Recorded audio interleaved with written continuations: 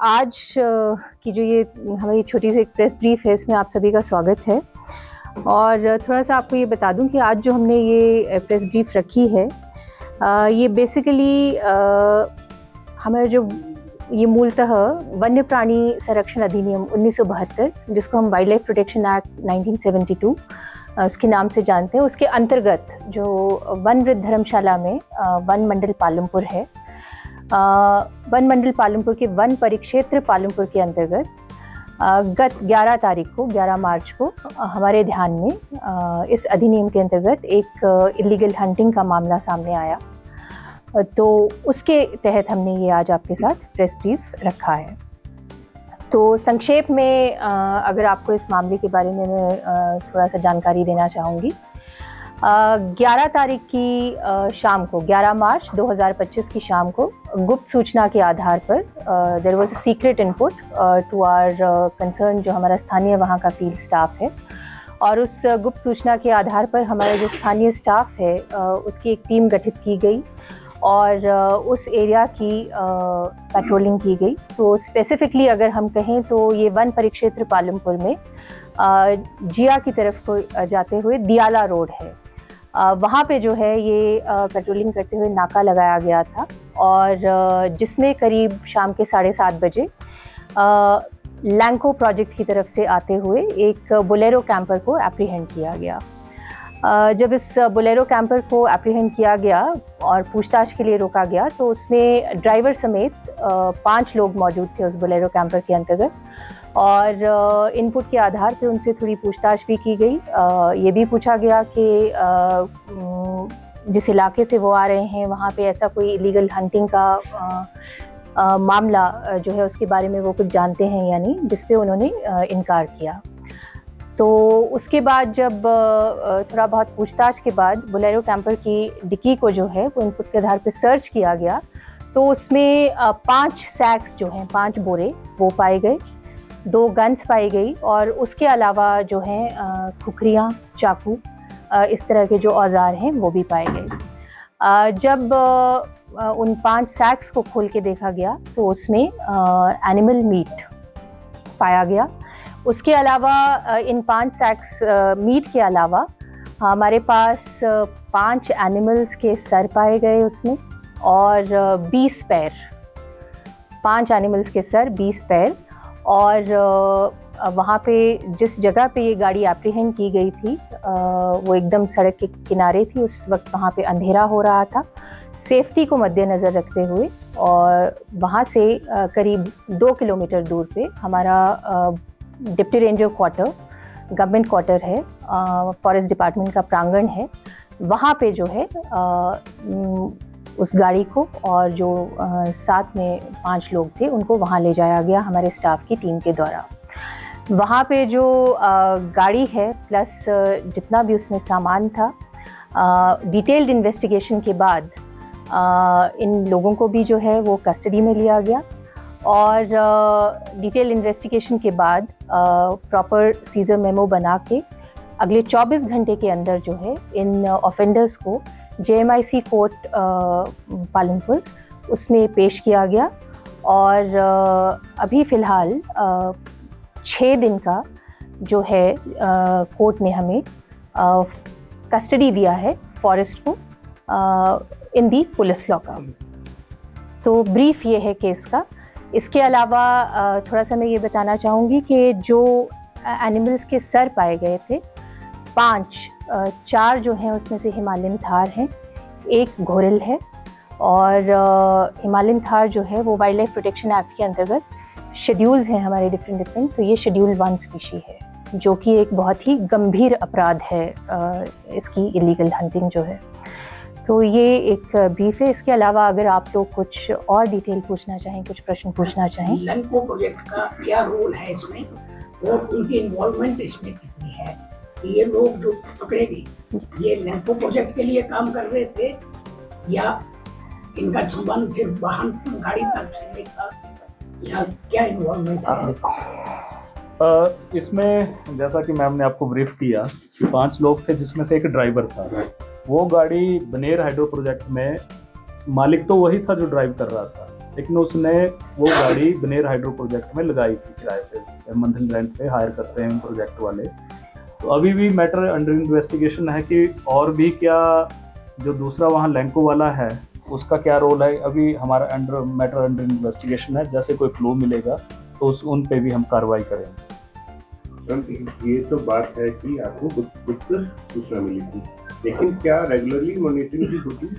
जी देखिए, ऐसा है, ये वन विभाग में हमारी किसी भी प्रकार की संपदा है, चाहे वो हमारी फ्लोरल जो संपदा है या फॉनल संपदा है। फ्लोरा से माने हमारा जितना भी वेजिटेशन है, जंगल है, पेड़ पौधे हैं, और जितना भी हमारा एनिमल बेस जो पॉपुलेशन है वहाँ पे, इसके लिए हमारे स्टैंडिंग इंस्ट्रक्शंस रहते हैं। जो हमारे जितने भी फील्ड ऑफिशियल्स होते हैं, एक वन विभाग की तरफ से स्टैंडिंग इंस्ट्रक्शंस भी हैं, और ये मैंडेट में भी शामिल है कि हम जिस जिस जुरिस्डिक्शन में काम करते हैं उस जुरिस्डिक्शन को हम रेगुलर तौर पे पेट्रोलिंग भी करते रहते हैं। तो ये बात आपकी सही है कि ठीक है, इसमें सीक्रेट इनपुट था, लेकिन ऐसा नहीं है। हमारे जो वन विभाग की स्थानीय टीम्स होती हैं, जो हमारे स्टाफ होते हैं, वो पल पल मुस्तैद रहते हैं और अपना कार्य बड़े अच्छी प्रकार से करते हैं। तो इस केस में भी जो है वो हमारा स्टाफ रेगुलर पेट्रोलिंग काफ़ी समय से कर रहा था इस एरिया की। करीब 2-2.5 महीने से वहाँ पे रेगुलर पेट्रोलिंग हो रही थी, और फाइनली जो है 11 तारीख को इसमें हमें पकड़ पाने में सफलता मिली। डॉक्टर साहब, जो हथियार इनसे बरामद हुए इनका कस्टडी पुलिस को ट्रांसफर करेंगे आर्म्स एक्ट के तहत, या आप इन्वेस्टिगेशन करेंगे कि भी इससे लाइसेंसी हथियार और बिना लाइसेंस के क्या है? देखो, अभी तक जो सामने आया है, अक्यूज की स्टेटमेंट रिकॉर्ड की थी तो उन्होंने कहा कि हमारे पास इसके लाइसेंस हैं, मौके पे प्रोड्यूस नहीं हुए थे। तो हमें एक राइफल मिली है सिंगल बैरल की, और उसके साथ एक डबल बैरल की राइफल मिली है। इसके अतिरिक्त जिंदा कारतूस भी थे जो इसके साथ सीज किए पकड़े गए हैं। उनका मैं एक इसमें बताना चाहूँगा कि एग्जैक्ट नंबर आपको दे देते हैं। लगभग 11 डबल जो सिंगल बैरल के थे, 11 जिंदा कारतूस इसमें पकड़े गए हैं, और 4 जो डबल बैरल में यूज़ होते हैं वो हैं। नाइफ है, इसके बाद एक खुखरी बोलते हैं, एक जो कटिंग नाइफ है, वो भी 5 या 6 हमने सीज किए हुए हैं। इसके अलावा एक व्हीकल जिसमें सारी चीज़ें डिक्की में रखी गई थी, ट्रांसपोर्ट हो रही थी, उसको व्हीकल को भी हमने सीज किया हुआ। सर, क्या इन लोगों का जो इस कार्रवाई में है उनका कोई बैक हिस्ट्री दिखाई गई है? अभी मैटर इन्वेस्टिगेशन है, वही देख रहे हैं हम कि बैक वेयरिंग और फॉरवर्ड बैक को उसकी जो लिंकेजेस और फॉरवर्ड लिंकेजेस क्या हैं, उसी के आधार के बाद में हम बता सकते हैं कि इनकी पुरानी हिस्ट्री है कि नहीं।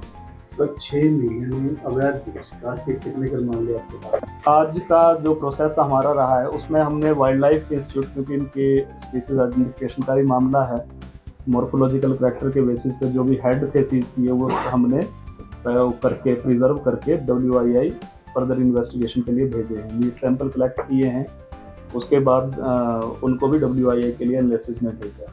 जो बचा हुआ मीट है उसके एज पर कोर्ट ऑर्डर हमने एक कमेटी, जो फर्स्ट डिपार्टमेंट का स्टैंडर्ड प्रोटोकॉल है, उसमें एक कमेटी स्पेसिफाई और कमेटी बना के उनको जला के डिस्पोज किया। जिनको जानकारी ना हो उनके लिए क्लियर कर दूं, WII हमारा wild life institute of India है जो देहरादून में स्थित है। जी जी। मैम, इस टीम को जिसने ये पकड़ा है, क्या 15 अप्रैल के लिए कोई रिकमेंडेशन जाएगी? जी बिल्कुल, जिस भी प्लेटफॉर्म पे हम इनकी मुस्तैदी और बहादुरी की सराहना कर सकेंगे हम ज़रूर करेंगे, और इनका नाम ज़रूर रिकमेंड करेंगे। जी। कौन सी स्पीशीज है जो एंडेंजर्ड है यहाँ पर, ये जो एरिया है? जी, कौन सी एंडेंजर्ड मान्यता वैसे इस एरिया में कम पाया जाता है या कम है?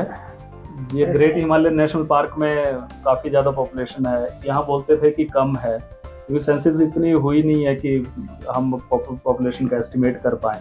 लेकिन जिस लार्ज स्केल पे ये केस पकड़ा है उससे तो हमें भी सोचने पे मजबूर हुआ कि पॉपुलेशन की हाँ है इसमें। देखो, सबसे बड़ा अगर बात करें तो इससे बड़ा मामला अभी तक हमने नहीं नोटिस किया था कि इस लार्ज स्केल पे भी जो छोटे मोटे कभी शिकायत आ जाती थी कि किसी ने वो कोकलास वगैरह की हंटिंग कर दी या जंगली मुर्गे की हंटिंग हुई या किसी के पास मीट पाया गया, तो अगर वन मंडल पालमपुर की बात करें तो हमारे पास आगजनी की जब घटना हुई थी, एक तब आया था, एक नवंबर जैसे में हमें छोटा सा केस मिला था, और सबसे बड़ा कैच यही है। ये प्रदेश का इससे बड़ा मामला कोई और है बिहार में? ये पहला ही केस है?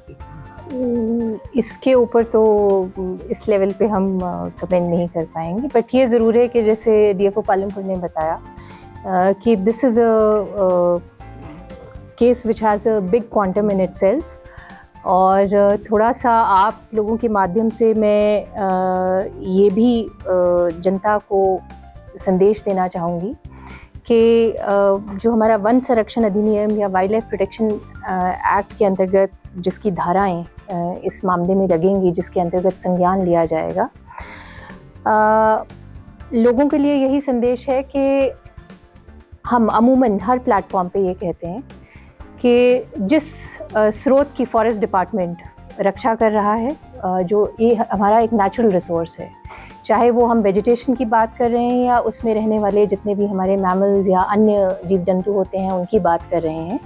So basically it's all an open resource, और इसका हम जितना भी मैनेजमेंट, कंजर्वेशन या प्रिजर्वेशन करते हैं, ये जो हमारी कम्युनिटी है, जो हमारे स्टेक होल्डर्स हैं, उनकी पॉजिटिव सहभागिता के बिना सस्टेन तरीके से करना जो है वो एक बहुत मुश्किल काम है, इनफैक्ट पॉसिबल नहीं है। तो जैसे इसमें भी, इस केस में भी हमारे साथ हमारे पास जितने भी ऑफेंडर्स पकड़े गए हैं वो खासकर सभी लोग जो हैं वो लोकल हैं, लोकल इन्हेबिटेंट्स। 3 तो जिया के ही हैं, 2 जिया के हैं और बाकी लोग जो हैं वो आसपास के हैं। तो इन्हीं जगहों पे पले बड़े, इन्हीं स्रोतों से हमारा कनेक्शन है।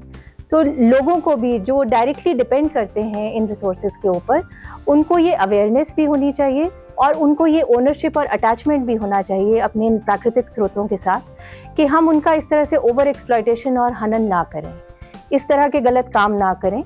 जब कोई ऐसा मामला प्रकाश में आ जाता है तो ये ज़रूर मैं एश्योर करना चाहूँगी हमारे विभाग की तरफ से, इस वनवृत्त की तरफ से, कि हम उसमें कड़े से कड़ा संज्ञान लेंगे और we'll fight it out tooth and nail. एकदम कड़ा संज्ञान लिया जाएगा, सिर्फ इसी मामले में नहीं, आगे भी कोई ऐसा मामला होता है उसमें भी। बट इसके बावजूद सभी से और सभी स्टेक होल्डर से, लोकल इन्हेबिटेंट से मेरा यही अपील है कि कृपया इस तरह के कार्यों में संलिप्त ना हो।